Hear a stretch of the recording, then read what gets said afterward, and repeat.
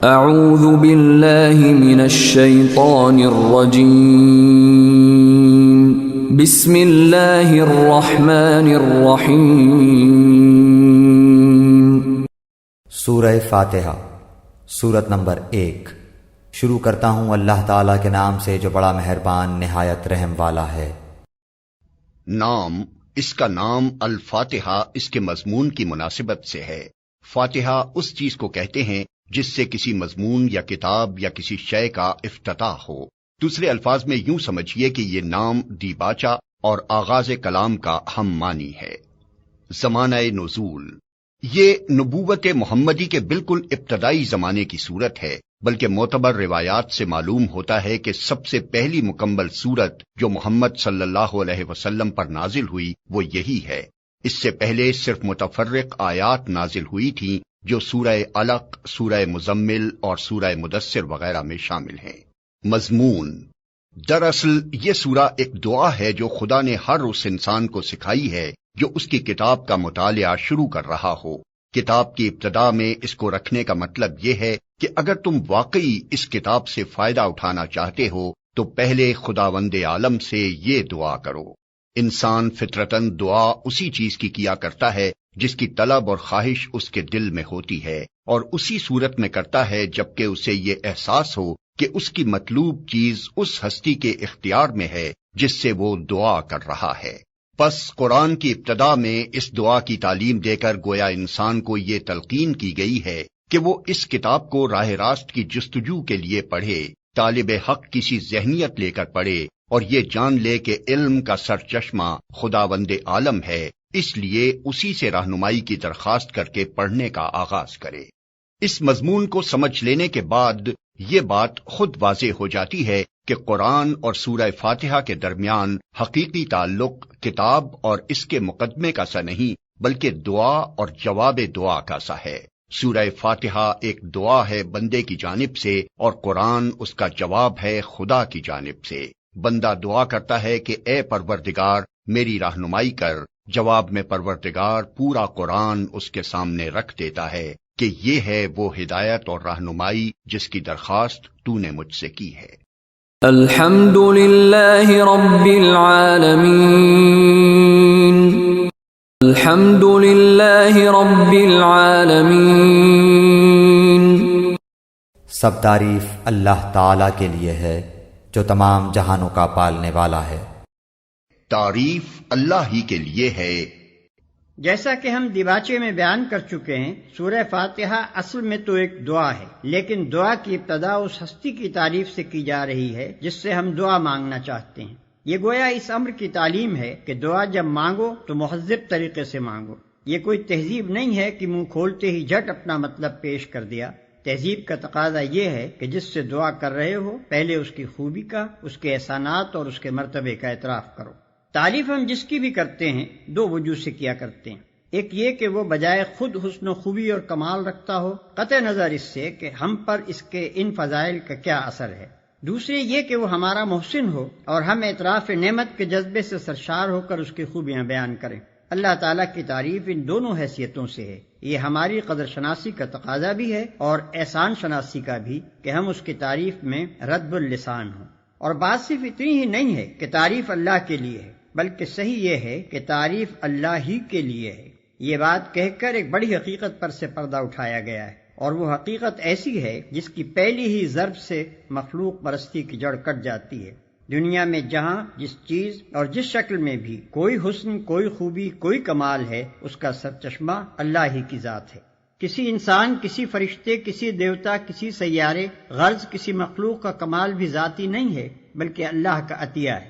پس اگر کوئی اس کا مستحق ہے کہ ہم اس کے گرویدہ اور پرستار، احسان مند اور شکر گزار، نیاز مند اور خدمتگار بنے تو وہ خالق کمال ہے نہ کہ صاحب کمال۔ رب کا لفظ عربی زبان میں 3 معنوں میں بولا جاتا ہے۔ ایک مالک اور آقا، 2 مربی پرورش کرنے والا، خبرگیری اور نگہبانی کرنے والا، 3 فرمانروا، حاکم، مدبر اور منتظم۔ اللہ تعالیٰ ان سب معنوں میں کائنات کا رب ہے۔ الرحمن الرحیم، بڑا مہربان نہایت رحم کرنے والا۔ انسان کا خاصہ ہے کہ جب کوئی چیز اس کی نگاہ میں بہت زیادہ ہوتی ہے تو وہ مبالغے کے صیغوں میں اس کو بیان کرتا ہے، اور اگر ایک مبالغے کا لفظ بول کر وہ محسوس کرتا ہے کہ اس شے کی فراوانی کا حق ادا نہیں ہوا تو پھر وہ اسی معنی کا ایک اور لفظ بولتا ہے تاکہ وہ کمی پوری ہو جائے جو اس کے نزدیک مبالغے میں رہ گئی ہے۔ اللہ کی تعریف میں رحمان کا لفظ استعمال کرنے کے بعد پھر رحیم کا اضافہ کرنے میں بھی یہی نقطہ پوشیدہ ہے۔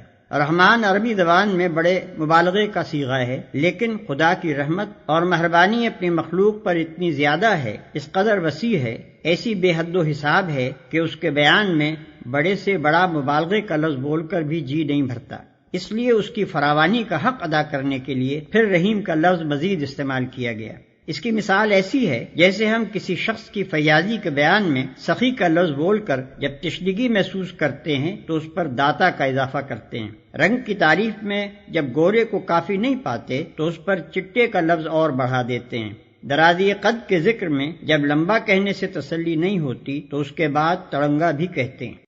مالک یوم الدین،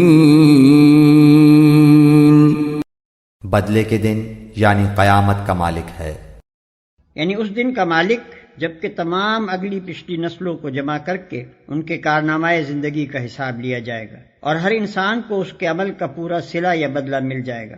اللہ کی تعریف میں رحمان اور رحیم کہنے کے بعد مالک روز جزا کہنے سے یہ بات نکلتی ہے کہ وہ نرا مہربان ہی نہیں ہے بلکہ منصف بھی ہے، اور منصف بھی ایسا با اختیار منصف کہ آخری فیصلے کے روز وہی پورے اقتدار کا مالک ہوگا، نہ اس کی سزا میں کوئی مزاحم ہو سکے گا اور نہ جزا میں مانے۔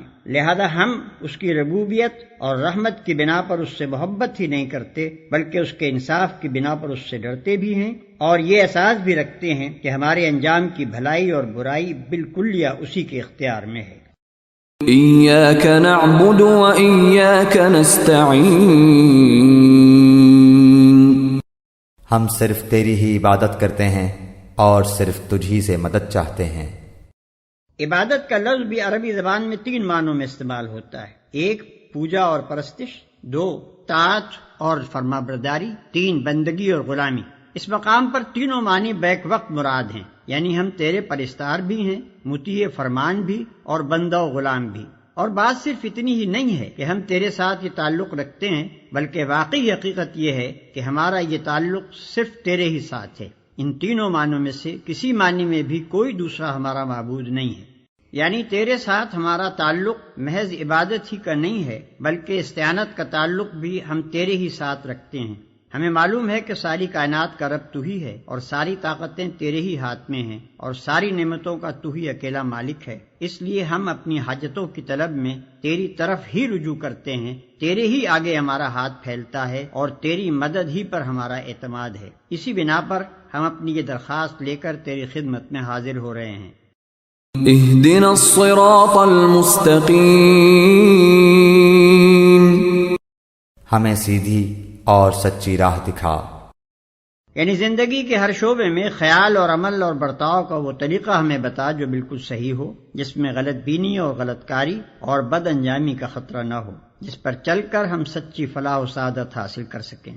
یہ ہے وہ درخواست جو قرآن کا مطالعہ شروع کرتے ہوئے بندہ اپنے خدا کے حضور پیش کرتا ہے۔ اس کی گزارش یہ ہے کہ آپ ہماری رہنمائی فرمائیں اور ہمیں بتائیں کہ قیاسی فلسفوں کی اس بھول بھلیاں میں حقیقت نفس الامری کیا ہے، اخلاق کے ان مختلف نظریات میں صحیح نظام اخلاق کون سا ہے، زندگی کی ان بے شمار پگڈنڈیوں کے درمیان فکر و عمل کی سیدھی اور صاف شاہراہ کون سی ہے۔ صراط الذین انعمت علیہم غیر المغضوب علیہم ولا الضالین، ان لوگوں کی راہ جن پر تو نے انعام کیا۔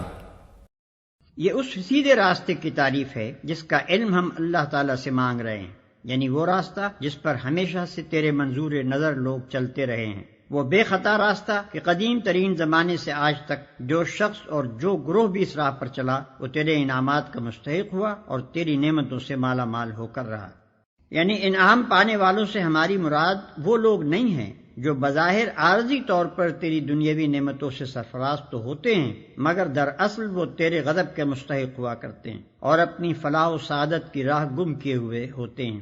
اس سلبی تشریح سے یہ بات خود کھل جاتی ہے کہ انعام سے ہماری مراد حقیقی اور پائیدار انعامات ہیں جو راست روی اور خدا کی خوشنودی کے نتیجے میں ملا کرتے ہیں، نہ کہ وہ عارضی اور نمائشی انعامات جو پہلے بھی فرعونوں اور نمرودوں اور قارونوں کو ملتے رہے ہیں اور آج بھی ہماری آنکھوں کے سامنے بڑے بڑے ظالموں اور بدکاروں اور گمراہوں کو ملے ہوئے ہیں۔ صراط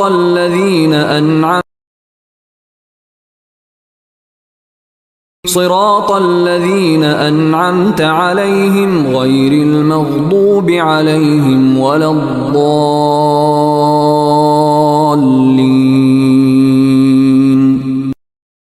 ان کی نہیں جن پر غضب کیا گیا، یعنی وہ لوگ جنہوں نے حق کو پہچانا مگر اس پر عمل پیرا نہیں ہوئے، اور نہ گمراہوں کی، یعنی وہ لوگ جو جہالت کے سبب راہ حق سے برگشتہ ہو گئے۔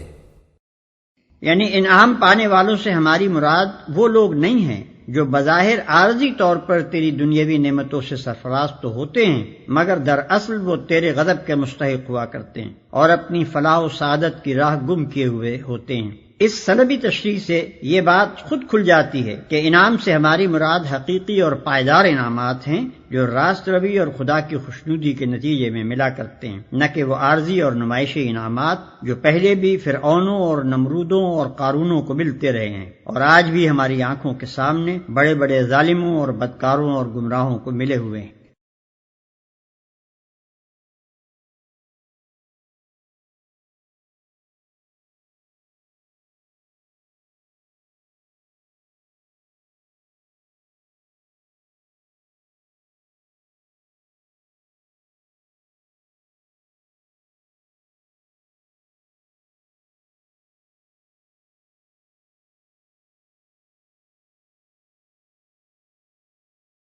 بسم اللہ الرحمن الرحیم۔ سورہ بقرہ سورت نمبر 2۔ شروع کرتا ہوں اللہ کے نام سے جو بڑا مہربان نہایت رحم والا ہے۔ بسم اللہ الرحمن الرحیم۔ اللہ کے نام سے جو رحمان اور رحیم ہے۔ البقرہ نام اور وجہ تسمیہ۔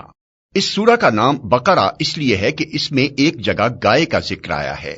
قرآن مجید کی ہر سورہ میں اس قدر وسیع مضامین بیان ہوئے ہیں کہ ان کے لیے مضمون کے لحاظ سے جامع عنوانات تجویز نہیں کیے جا سکتے۔ عربی زبان اگرچہ اپنی لغت کے اعتبار سے نہایت مالدار ہے مگر بہرحال ہے تو انسانی زبان ہی۔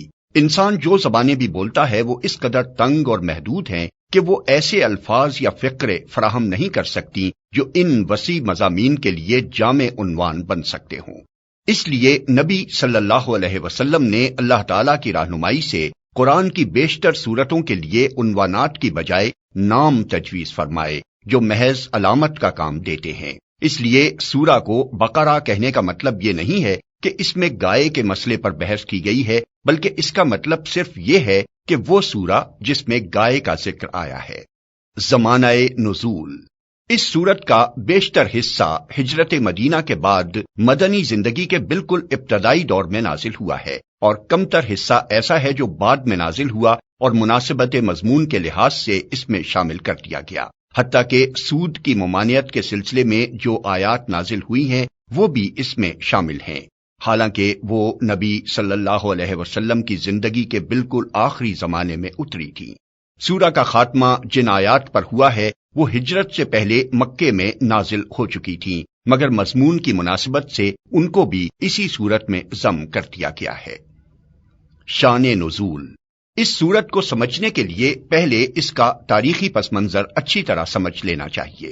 ایک، ہجرت سے قبل جب تک مکے میں اسلام کی دعوت دی جاتی رہی، خطاب بیشتر مشرکین عرب سے تھا جن کے لیے اسلام کی آواز ایک نئی اور غیر مانوس آواز تھی۔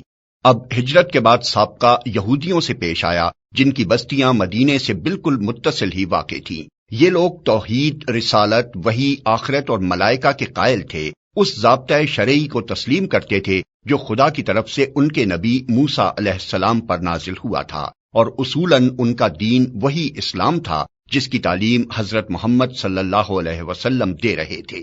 لیکن صدیوں کے مسلسل انحطاط نے ان کو اصل دین سے بہت دور ہٹا دیا تھا۔ اس وقت حضرت موسیٰ کو گزرے ہوئے تقریباً 19 صدیاں گزر چکی تھیں۔ اسرائیلی تاریخ کے حساب سے حضرت موسیٰ علیہ السلام نے 1272 قبل مسیح میں وفات پائی اور نبی صلی اللہ علیہ وسلم 610 بعد مسیح میں منصب نبوت پر سرفراز ہوئے۔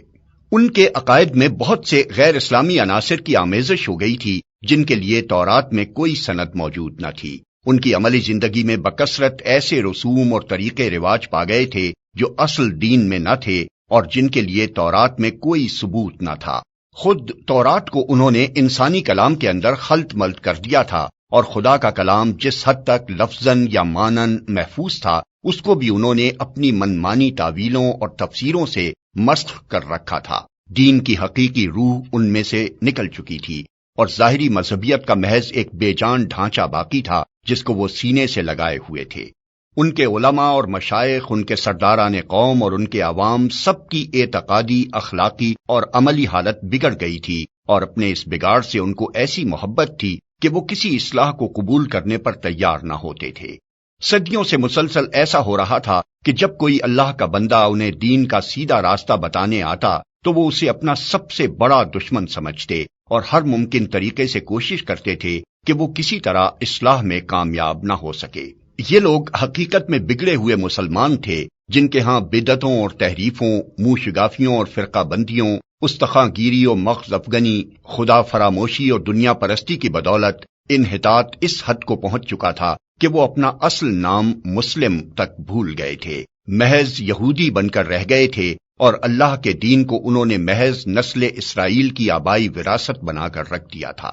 پس جب نبی صلی اللہ علیہ وسلم مدینہ پہنچے تو اللہ تعالیٰ نے آپ کو ہدایت فرمائی کہ ان کو اصل دین کی طرف دعوت دیں۔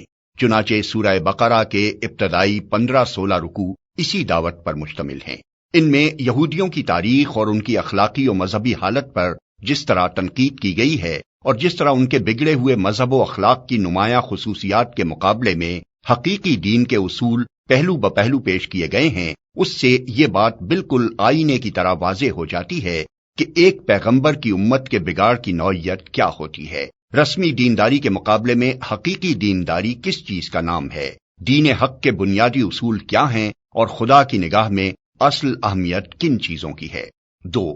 مدینہ پہنچ کر اسلامی دعوت ایک نئے مرحلے میں داخل ہو چکی تھی۔ مکہ میں تو معاملہ صرف اصول دین کی تبلیغ اور دین قبول کرنے والوں کی اخلاقی تربیت تک محدود تھا، مگر جب ہجرت کے بعد عرب کے مختلف قبائل کے وہ سب لوگ جو اسلام قبول کر چکے تھے ہر طرف سے سمٹ کر ایک جگہ جمع ہونے لگے اور انصار کی مدد سے ایک چھوٹی سی اسلامی ریاست کی بنیاد پڑ گئی تو اللہ تعالیٰ نے تمدن، معاشرت، معیشت، قانون اور سیاست کے متعلق بھی اصولی ہدایات دینی شروع کی اور یہ بتایا کہ اسلام کی اساس پر یہ نیا نظام زندگی کس طرح تعمیر کیا جائے۔ اس سورت کے آخری 23 رکوع زیادہ تر انہی ہدایات پر مشتمل ہیں جن میں سے اکثر ابتدا ہی میں بھیج دی گئی تھیں اور بعض متفرق طور پر حسب ضرورت بعد میں بھیجی جاتی رہیں۔ 3. ہجرت کے بعد اسلام اور کفر کی کشمکش بھی ایک نئے مرحلے میں داخل ہو چکی تھی۔ ہجرت سے پہلے اسلام کی دعوت خود کفر کے گھر میں دی جا رہی تھی اور متفرق قبائل میں سے جو لوگ اسلام قبول کرتے تھے وہ اپنی اپنی جگہ رہ کر ہی دین کی تبلیغ کرتے اور جواب میں مصائب اور مظالم کے تختہ مشق بنتے تھے۔ مگر ہجرت کے بعد جب یہ منتشر مسلمان مدینہ میں جمع ہو کر ایک جتھا بن گئے اور انہوں نے ایک چھوٹی سی آزاد ریاست قائم کر لی تو صورتحال یہ ہو گئی کہ ایک طرف ایک چھوٹی سی بستی تھی اور دوسری طرف تمام عرب اس کا استحصال کر دینے پر تلا ہوا تھا۔ اب اس مٹھی بھر جماعت کی کامیابی کا ہی نہیں بلکہ اس کے وجود و بقا کا انحصار بھی اس بات پر تھا کہ اولاً وہ پورے جوش و خروش کے ساتھ اپنے مسلک کی تبلیغ کر کے زیادہ سے زیادہ لوگوں کو اپنا ہم عقیدہ بنانے کی کوشش کرے، ثانیاً وہ مخالفین کا برسر باطل ہونا اس طرح ثابت و مبرہن کر دے کہ کسی ذی عقل انسان کو اس میں شبہ نہ رہے، ثالثاً بے خانمہ ہونے اور تمام ملک کی عداوت و مزاحمت سے دوچار ہونے کی بنا پر فقر و فاقہ اور ہمہ وقت بے امنی اور بے اطمینانی کی جو حالت ان پر طاری ہو گئی تھی اور جن خطرات میں وہ چاروں طرف سے گھر گئے تھے ان میں وہ ہراساں نہ ہوں بلکہ پورے صبر و ثبات کے ساتھ ان حالات کا مقابلہ کریں اور اپنے عزم میں ذرا تزلزل نہ آنے دیں۔ رابعاً وہ پوری دلیری کے ساتھ ہر اس مسلح مزاحمت کا مسلح مقابلہ کرنے کے لیے تیار ہو جائیں جو ان کی دعوت کو ناکام کرنے کے لیے کسی طاقت کی طرف سے کی جائے، اور اس بات کی ذرا پرواہ نہ کریں کہ مخالفین کی تعداد اور ان کی مادی طاقت کتنی زیادہ ہے۔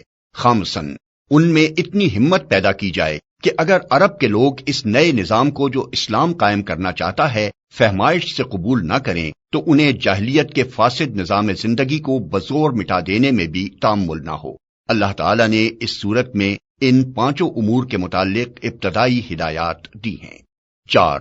دعوت اسلامی کے اس مرحلے میں ایک نیا عنصر بھی ظاہر ہونا شروع ہو گیا تھا، اور یہ منافقین کا عنصر تھا۔ اگرچہ نفاق کے ابتدائی آثار مکہ کے آخری زمانے میں بھی نمایاں ہونے لگے تھے، مگر وہاں صرف اس قسم کے منافق پائے جاتے تھے جو اسلام کے برحق ہونے کے تو معترف تھے اور ایمان کا اقرار بھی کرتے تھے، لیکن اس کے لیے تیار نہ تھے کہ اس حق کی خاطر اپنے مفاد کی قربانی اور اپنے دنیاوی تعلقات کا انقطاع اور ان مصائب و شدائد کو بھی برداشت کر لیں جو اس مسئلہ کے حق کو قبول کرنے کے ساتھ ہی نازل ہونے شروع ہو جاتے تھے۔ مدینہ پہنچ کر اس قسم کے منافقین کے علاوہ چند اور قسموں کے منافق بھی اسلامی جماعت میں پائے جانے لگے۔ ایک قسم کے منافق وہ تھے جو قطعاً اسلام کے منکر تھے اور محض فتنہ برپا کرنے کے لیے جماعت مسلمین میں داخل ہو جاتے تھے۔ دوسری قسم کے منافق وہ تھے جو اسلامی جماعت کے دائرہ اقتدار میں گھر جانے کی وجہ سے اپنا مفاد اسی میں دیکھتے تھے کہ ایک طرف مسلمانوں میں بھی اپنا شمار کرائیں اور دوسری طرف مخالفین اسلام سے بھی ربط رکھیں تاکہ دونوں طرف کے فوائد سے متمتع ہوں اور دونوں طرف کے خطرات سے محفوظ رہیں۔ تیسری قسم ان لوگوں کی تھی جو اسلام اور جاہلیت کے درمیان متردد تھے۔ انہیں اسلام کے برحق ہونے پر کامل اطمینان نہ تھا، مگر چونکہ ان کے قبیلے یا خاندان کے بیشتر لوگ مسلمان ہو چکے تھے اس لیے یہ بھی مسلمان ہو گئے تھے۔ چوتھی قسم میں وہ لوگ شامل تھے جو امر حق ہونے کی حیثیت سے تو اسلام کے قائل ہو چکے تھے، مگر جاہلیت کے طریقے اور اوہام اور رسمیں چھوڑنے اور اخلاقی پابندیاں قبول کرنے اور فرائض اور ذمہ داریوں کا بار اٹھانے سے ان کا نفس انکار کرتا تھا۔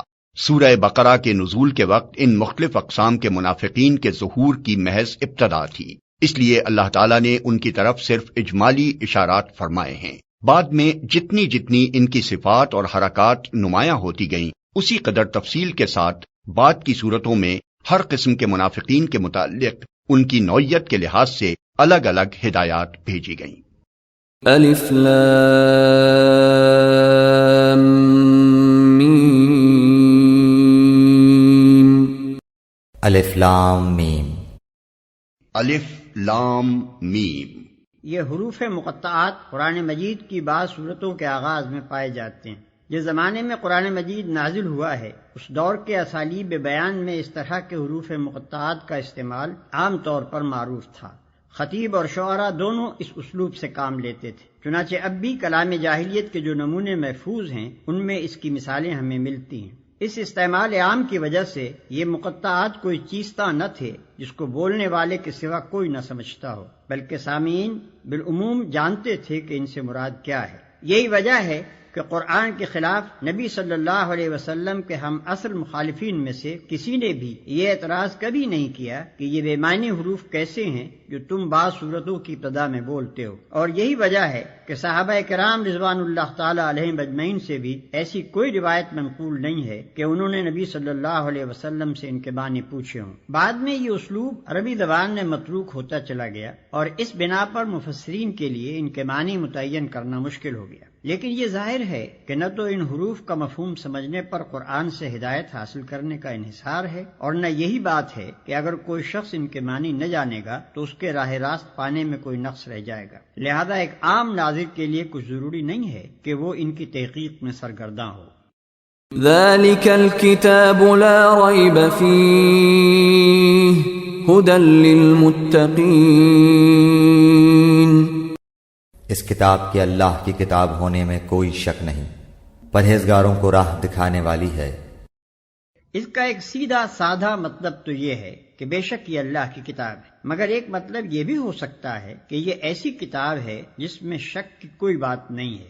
دنیا میں جتنی کتابیں امور ما بعد طبیعت اور حقائق ما ورائے ادراک سے بحث کرتی ہیں وہ سب قیاس و گمان پر مبنی ہیں۔ اس لیے خود ان کے مصنف بھی اپنے بیانات کے بارے میں شک سے پاک نہیں ہو سکتے، خواہ وہ کتنے ہی یقین کا اظہار کریں۔ لیکن یہ ایسی کتاب ہے جو سراسر علم حقیقت پر مبنی ہے۔ اس کا مصنف وہ ہے جو تمام حقیقتوں کا علم رکھتا ہے، اس لیے فی الواقع اس میں شک کے لیے کوئی جگہ نہیں۔ یہ دوسری بات ہے کہ انسان اپنی نادانی کی بنا پر اس کے بیانات میں شک کریں۔ یعنی یہ کتاب ہے تو سراسر ہدایت اور رہنمائی، مگر اس سے فائدہ اٹھانے کے لیے ضروری ہے کہ آدمی میں چند صفات پائی جاتی ہوں۔ ان میں سے اولین صفت یہ ہے کہ آدمی پرہیزگار ہو، بھلائی اور برائی میں تمیز کرتا ہو، برائی سے بچنا چاہتا ہو، بھلائی کا طالب ہو اور اس پر عمل کرنے کا خواہش مند ہو۔ رہے وہ لوگ جو دنیا میں جانوروں کی طرح جیتے ہوں، جنہیں کبھی یہ فکر لاحق نہ ہوتی ہو کہ جو کچھ وہ کر رہے ہیں وہ صحیح بھی ہے یا نہیں، بس جدھر دنیا چل رہی ہو یا جدھر خواہش نفس دھکیل دے یا جدھر قدم اٹھ جائیں اسی طرف چل پڑتے ہوں، تو ایسے لوگوں کے لیے قرآن میں کوئی رہنمائی نہیں ہے۔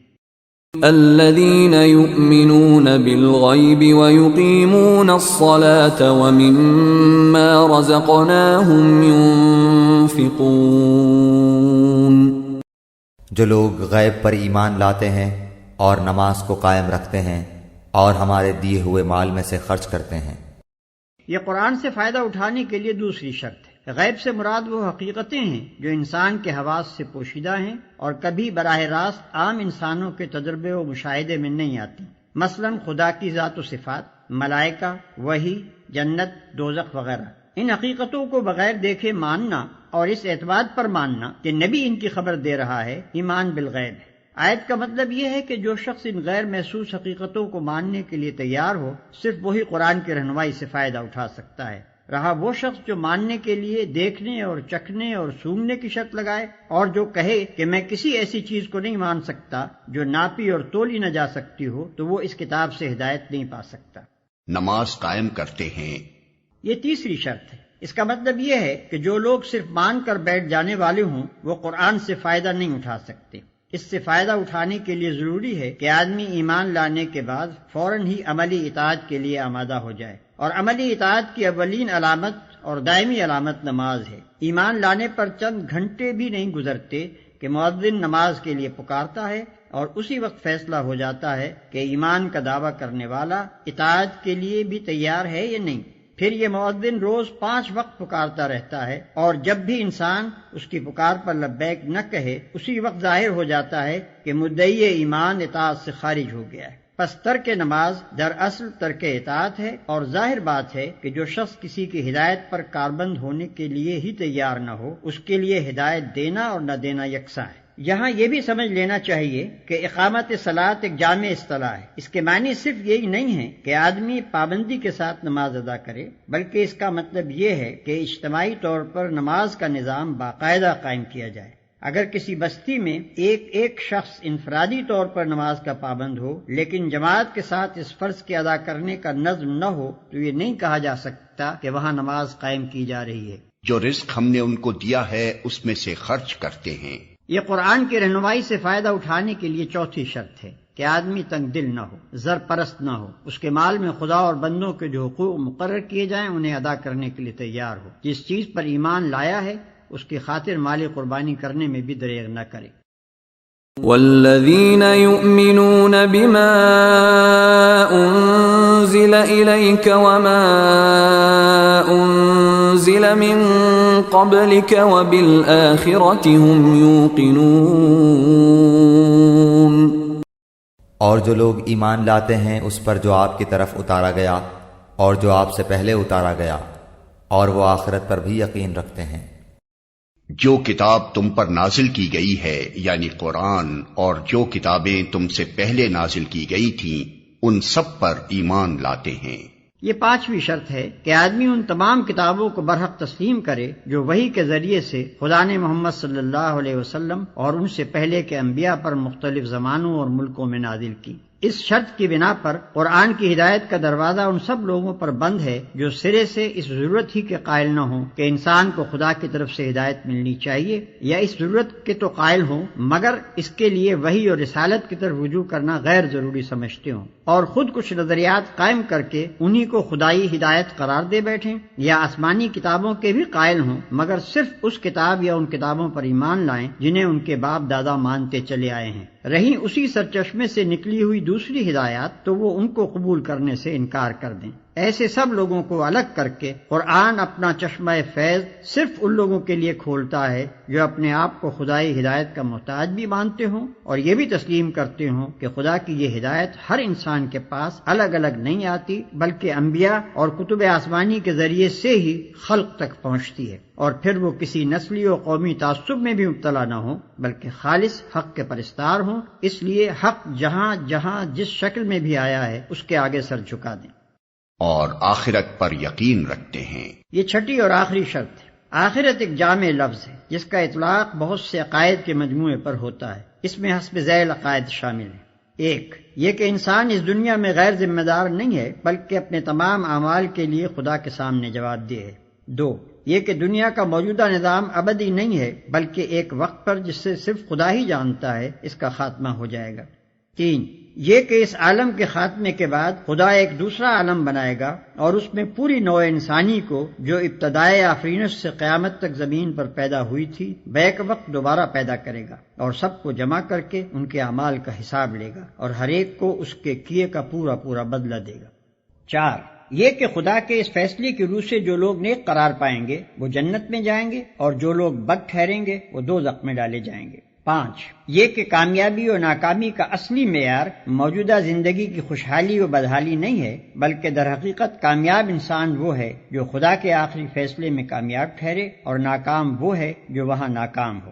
عقائد کے اس مجموعے پر جن لوگوں کو یقین نہ ہو وہ قرآن سے کوئی فائدہ نہیں اٹھا سکتے، کیونکہ ان باتوں کا انکار تو درکنار، اگر کسی کے دل میں ان کی طرف سے شک اور تذبذب کی کیفیت بھی ہو تو وہ اس راستے پر نہیں چل سکتا جو انسانی زندگی کے لیے قرآن نے تجویز کیا ہے۔ اولئک علی ھدی من ربہم واولئک ھم المفلحون۔ یہی لوگ اپنے رب کی طرف سے ہدایت پر ہیں اور یہی لوگ فلاح اور نجات پانے والے ہیں۔ ان الذین کفروا سواء علیہم اانذرتہم ام لم تنذرہم لا یؤمنون۔ کافروں کو آپ کا ڈرانا یا نہ ڈرانا برابر ہے، یہ لوگ ایمان نہ لائیں گے۔ جن لوگوں نے ان باتوں کو تسلیم کرنے سے انکار کر دیا، یعنی وہ 6 کی 6 شرطیں جن کا ذکر اوپر ہوا ہے پوری نہ کی اور ان سب کو یا ان میں سے کسی ایک کو بھی قبول کرنے سے انکار کر دیا۔ ختم اللہ علی قلوبہم وعلی سمعہم وعلی ابصارہم غشاوہ ولہم عذاب عظیم۔ اللہ تعالیٰ نے ان کے دلوں پر اور ان کے کانوں پر مہر کر دی ہے اور ان کی آنکھوں پر پردہ ہے اور ان کے لیے بڑا عذاب ہے۔ اللہ نے ان کے دلوں اور ان کے کانوں پر مہر لگا دی ہے۔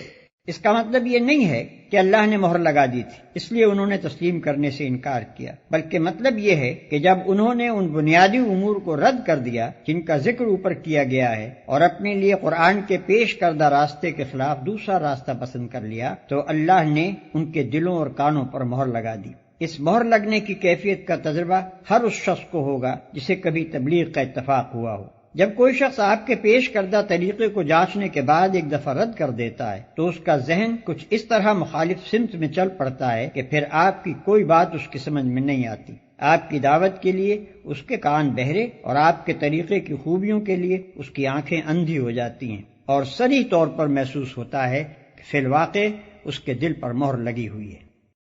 وَمِنَ النَّاسِ مَن يَقُولُ آمَنَّا بِاللَّهِ وَبِالْيَوْمِ الْآخِرِ وَمَا هُم بِمُؤْمِنِينَ۔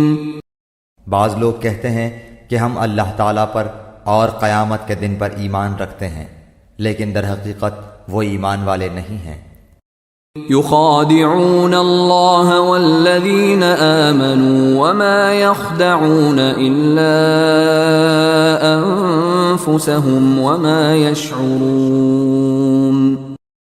وہ اللہ تعالیٰ کو اور ایمان والوں کو دھوکہ دیتے ہیں، لیکن دراصل وہ خود اپنے آپ کو دھوکہ دے رہے ہیں مگر سمجھتے نہیں۔ یعنی وہ اپنے آپ کو اس غلط فہمی میں مبتلا کر رہے ہیں کہ ان کی یہ منافقانہ روش ان کے لیے مفید ہوگی، حالانکہ دراصل یہ ان کو دنیا میں بھی نقصان پہنچائے گی اور آخرت میں بھی۔ دنیا میں ایک منافق چند روز کے لیے تو لوگوں کو دھوکہ دے سکتا ہے، مگر ہمیشہ اس کا دھوکہ نہیں چل سکتا۔ آخر کار اس کی منافقت کا راز فاش ہو کر رہتا ہے اور پھر معاشرے میں اس کی کوئی ساکھ باقی نہیں رہتی۔ رہی آخرت تو وہاں ایمان کا زبانی دعویٰ کوئی قیمت نہیں رکھتا اگر عمل اس کے خلاف ہو۔ في